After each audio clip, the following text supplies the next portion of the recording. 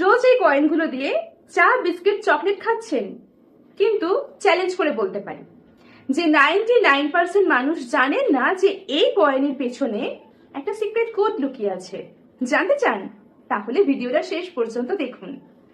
ভারতীয় যে কোনো কয়েনের সালের নিচে একটা ছোট্ট চিহ্ন বা ডট আছে, যেটা থেকে বোঝা যায় যে সেই কয়েনটি কোথায় তৈরি হয়েছে।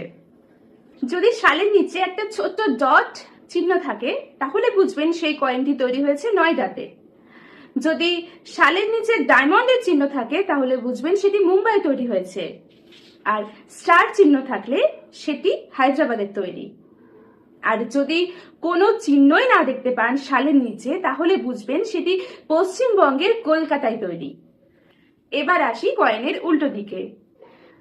কয়েনের উল্টো দিকে চোখ পড়ে আমাদের ভারতের জাতীয় প্রতীক অশোক স্তম্ভের চিহ্নে, এবং তার নিচে লেখা থাকে সত্যমেব জয়তে। আর নতুন কয়েনগুলিতে আছে ভারতের স্বাধীনতার 75 বছর পূর্তি উপলক্ষে আজাদি কা অমৃত মহোৎসবের লোগো, এবং কৃষকদের সম্মান জানানোর জন্য গমের এবং জবের শীষও দেখা যায়। তাহলে আর দেরি কেন? এক্ষুনি আপনার পকেট থেকে একটা কয়েন বার করে দেখুন তো সেটা কোথায় তৈরি। কলকাতা, মুম্বাই, হায়দ্রাবাদ নাকি নয়ডা? আর এক্ষুনি আমাকে কমেন্ট সেকশনে জানান। আমি ওয়েট করছি আপনার কমেন্টের। এবং এরকম আরো ইনফরমেটিভ ভিডিওর জন্য ফলো করুন। Thank you.